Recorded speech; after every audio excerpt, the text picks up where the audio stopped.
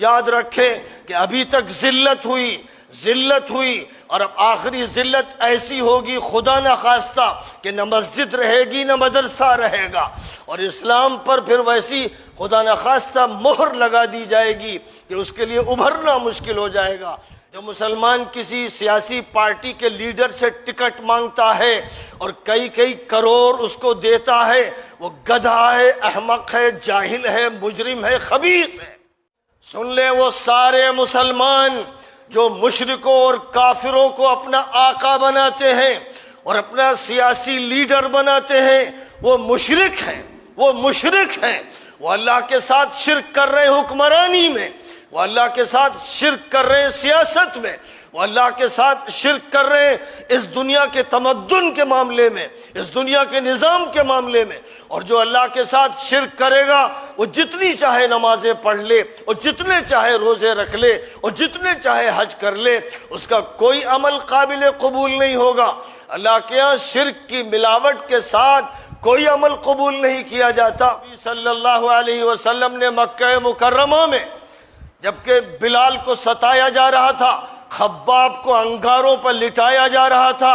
عثمان کو چٹائی میں لپیٹ کر دھواں دیا جا رہا تھا، کسی کی گردن میں پٹا ڈالا جا رہا تھا اور کسی کو خنجر مارا جا رہا تھا، جب یہ صورتحال تھی، ایک چھوٹی سی اقلیت مسلمانوں کی تھی، لیکن مسلمانوں نے کبھی بھی کافروں اور مشرکوں کی پناہ نہیں لی، کبھی بھی ان کو سیاست میں اپنا آقا نہیں مانا، کبھی جا کر ان کے در پہ دہائی نہیں دی، کبھی چودھریوں اور لیڈروں سے یہ نہیں کہا کہ آپ ہمارا تحفظ کیجئے، تعلق اللہ سے رکھا،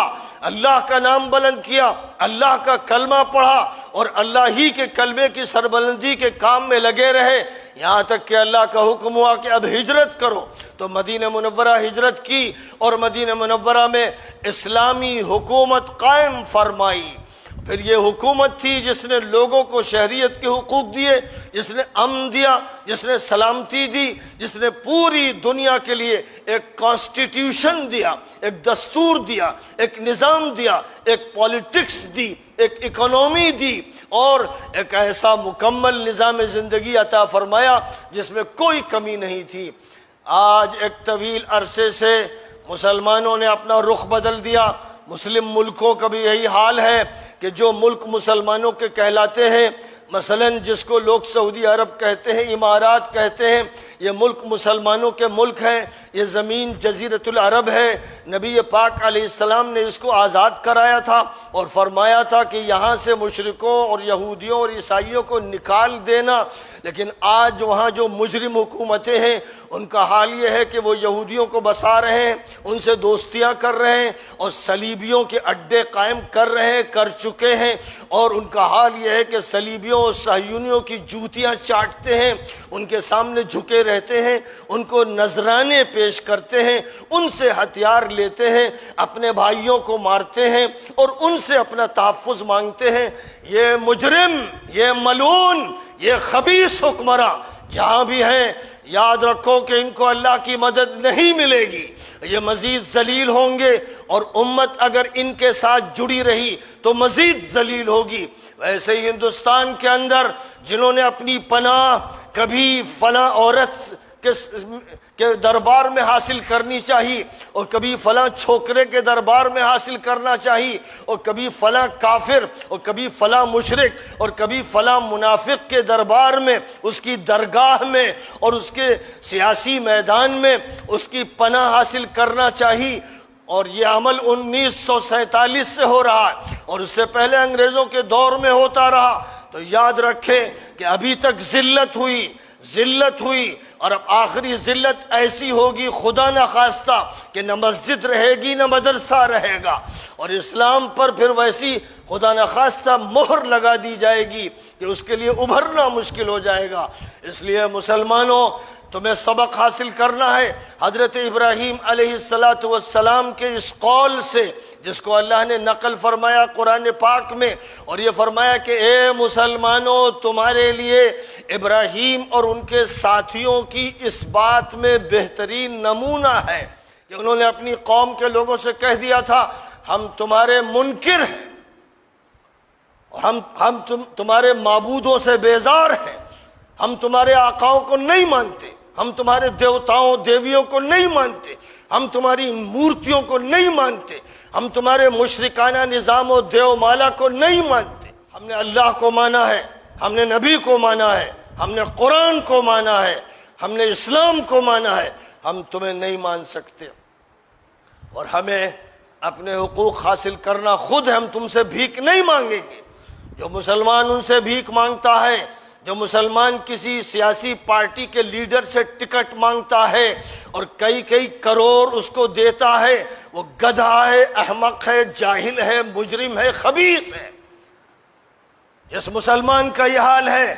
کہ وہ شرک کے آستانے پر پیسہ ڈالتا ہے کہ مشرکانہ اس کو ٹکٹ مل جائے تاکہ وہ مسلمانوں کو گدھا بنائے، بیوقوف بنائے، بیل بنائے، تاکہ ان کے گردن میں پٹے ڈالے، شرک کے پٹے ڈالے، کفر کے پٹے ڈالے۔ جو مجرم مسلمان یہ حرکت کرتے رہے اور مزید کرنا چاہتے ہیں، وہ سن لیں کہ ان کا تعلق ملت ابراہیمی سے نہیں ہے، ان کا تعلق امت محمدی سے نہیں ہے، ان کا تعلق اللہ کی کتاب سے نہیں ہے، ان کا تعلق اس اسلام مبین سے نہیں ہے۔ سن لو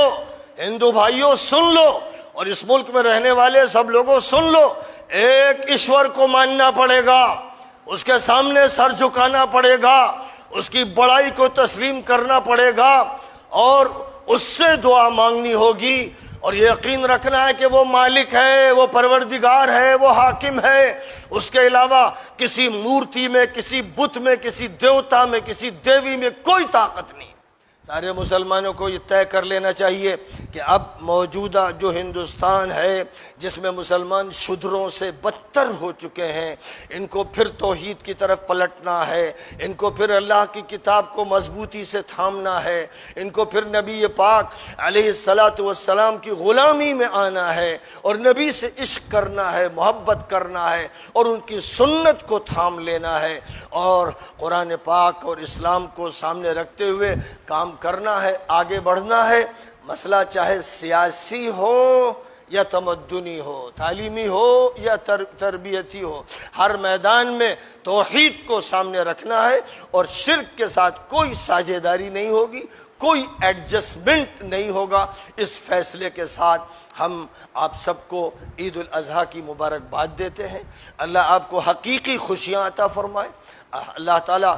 دنیا اور آخرت کی ترقی عطا فرمائے، سعادت دارین عطا فرمائے، قبولیت کا شرف عطا فرمائے، اللہ آپ کے گھروں کو آباد فرمائے، اللہ آپ کی اولاد کو پروان چڑھائے، اللہ آپ کے کاروبار کو ترقی عطا فرمائے، ہر شر سے آپ کی حفاظت فرمائے، اور اللہ تعالیٰ خود آپ کو آسمانوں سے مبارکباد عطا فرمائے، اور اگر آپ اپنے ایمان کا اظہار کریں گے تو فرشتے بھی آپ کو مبارکباد دیں گے۔ اللہ اپنے فضل و کرم سے ہم سب کے لیے اس دن کو یوم سعید فرما دے، مبارک فرما دے، ہماری قربانیاں قبول فرما لے، ہماری نماز قبول فرما لے۔